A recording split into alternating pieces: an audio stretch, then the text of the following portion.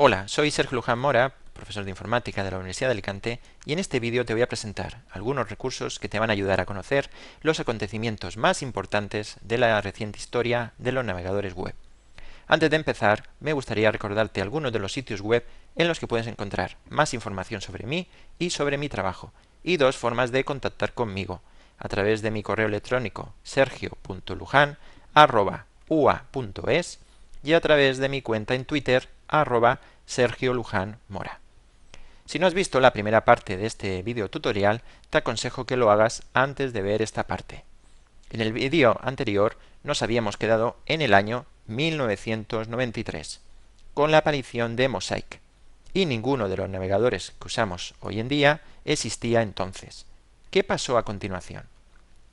Me voy a ayudar del siguiente gráfico, extraído de la revista Wired, para explicar los principales acontecimientos de la historia de los navegadores web. En el año 1993, Mark Andreessen y Eric Bina, los que aparecen en la placa en conmemoración del navegador Mosaic, abandonan NCSA y se marchan a California con su código fuente a buscar fortuna.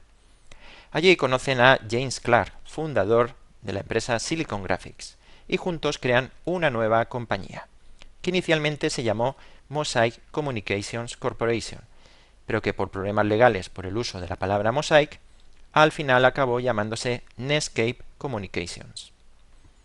En el año 1994 lanzaron la versión 1.0 de su navegador Netscape Navigator.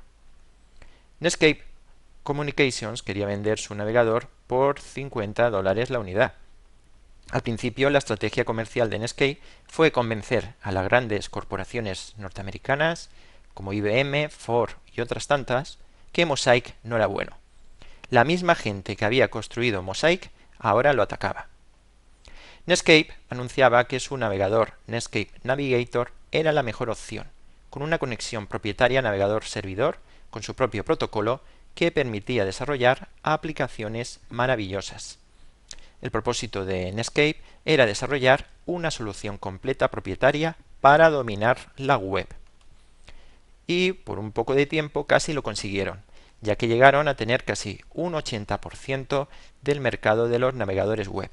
Pero entonces algo pasó y lo cambió todo. En la Wikipedia existe un artículo dedicado al navegador Netscape en el que se explica su historia y se detallan todas sus versiones, cosa que no voy a hacer en este vídeo. Por cierto, Netscape fue quien inventó el lenguaje JavaScript, que hoy en día todavía utilizamos. En concreto, se lo debemos a Brendan Eich, que según nos cuenta en este vídeo que te recomiendo que veas, lo desarrolló en solo 10 días. Toma ya. Y le pidieron que hiciera algo así como el hermano tonto de Java. ¿Qué ocurrió para que Netscape pasara de estar en la cumbre a bajar a los infiernos y finalmente desaparecer? Pasó lo que tenía que pasar. El gigante del software, Microsoft, se dio cuenta de que un nuevo enemigo había aparecido. Gracias a la web, el sistema operativo estaba perdiendo importancia, y eso era un grave problema para Microsoft, que tenía centrado su negocio en la venta de sus sistemas operativos. Así que en el verano de 1995, Microsoft sacó al mercado su navegador Internet Explorer 1.0. Microsoft Internet Explorer 1.0 apareció con Microsoft Plus para Windows 95. Pero antes de seguir con la historia de Internet Explorer, tenemos que volver al NCSA en la Universidad de Illinois en Urbana-Champaign y a su navegador Mosaic. Como NCSA era y sigue siendo una entidad pública, no podía comercializar su navegador. Así que una compañía llamada Spyglass licenció el código de Mosaic de NCSA para su distribución y comercialización. Spyglass tenía los derechos de la marca registrada Mosaic, así que Netscape no la podía usar en el nombre de su compañía. Microsoft licenció a Spyglass el código de Mosaic, así que la primera versión de Internet Explorer era un Mosaic transformado. Internet Explorer 1.0 y las subsiguientes versiones hasta la 6 contenían código del navegador Mosaic. Por ejemplo, aquí tenemos el cuadro de diálogo de acerca de Internet Explorer 5. en el que se puede ver la referencia a NCSA Mosaic y a la compañía Spyglass. Microsoft licenció el código de Mosaic de Spyglass inicialmente por $2 millones. Sin embargo, Spyglass vio que aquí había mucho negocio, presentó una demanda contra Microsoft y después de una pequeña pelea en los tribunales, llegaron a un acuerdo y Microsoft pagó $8 millones a Spyglass para firmar la paz. En la Wikipedia existe un artículo dedicado a la historia de Internet en el que se explican muchos otros detalles y se detallan todas las versiones de Internet Explorer. Microsoft publicó Internet Explorer 1 en agosto de 1995, en dos formas, como un componente más de Microsoft Plus para Windows 95 y también como una versión OEM del sistema operativo. En noviembre de 1995, Microsoft publicó la versión 2 de Internet Explorer, que ya incluía soporte para SSL, cookies y visualización de tablas. Y en agosto de 1996, Microsoft publicó la versión 3 de Internet Explorer, que incluía el soporte de plugins, de ActiveX, de marcos y un motor de JavaScript llamado JScript, que se desarrolló mediante técnicas de ingeniería inversa a partir del motor de Netscape. En el siguiente gráfico podemos ver la distribución de las diferentes versiones de Internet Explorer a lo largo del tiempo. Desafortunadamente, destacan los 5 horribles años de reinado de Internet Explorer 6, quizás el peor navegador web de la historia. La aparición del navegador Internet Explorer supuso la primera guerra de los navegadores entre Microsoft y Netscape. Esta guerra duró menos de 5 años y acabó con Internet Explorer como vencedor indiscutible. En el año 1998, Netscape, que ya veía que tenía graves problemas y que estaba perdiendo la guerra contra Microsoft, realizó un movimiento muy extraño y sorprendente. Liberó el código fuente de su navegador Netscape, de su producto estrella. Nunca antes una compañía de software había hecho algo parecido. Si quieres saber más sobre este extraño movimiento, que fue el nacimiento de la Fundación Mozilla y de su producto estrella, el actual navegador Firefox, te recomiendo que veas el siguiente documental. Te recomiendo que te fijes muy bien en lo que comen los programadores en este documental. Te sorprenderá. En marzo de 1999, America Online compró Netscape por la escandalosa cifra de $10.000 millones. Ese es un claro ejemplo de lo que pasó durante la famosa burbuja de las empresas .com. Empresas que ya no tenían un valor real, compradas por cifras millonarias por alguna oscura razón. En lo que falta por ver de este gráfico, lo más destacable es el nacimiento de Mozilla Firefox en el año 2004, gracias al extraño movimiento que realizó Netscape en el año 1998. Si quieres saber más sobre la guerra de los navegadores, tanto sobre la primera como la segunda, te recomiendo esta infografía que te habla de las dos. Afortunadamente, esta guerra no parece que haya ocasionado ningún muerto, simplemente el hundimiento y desaparición de alguna compañía. La primera guerra la ganó Microsoft de forma abrumadora con su navegador Internet Explorer. Sin embargo, esta victoria y la posición de dominio y control que Microsoft logró con su navegador Internet Explorer le salió un poco cara, aunque tampoco mucho. Por un lado, en Estados Unidos, Microsoft ha tenido que soportar un largo proceso judicial de varios años por sus prácticas monopolísticas, tanto por su sistema operativo Windows como por su navegador Internet Explorer.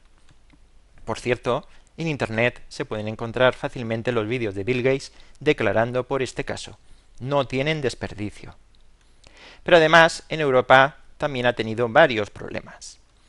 En el año 2010, la Unión Europea obligó a Microsoft a que ofreciese al usuario en su sistema operativo Windows la posibilidad de seleccionar fácilmente la instalación de diferentes navegadores. Sin embargo, los líos de Microsoft con la Unión Europea no acabaron con las varias multas que le han impuesto durante los últimos años, algunas multas verdaderamente millonarias.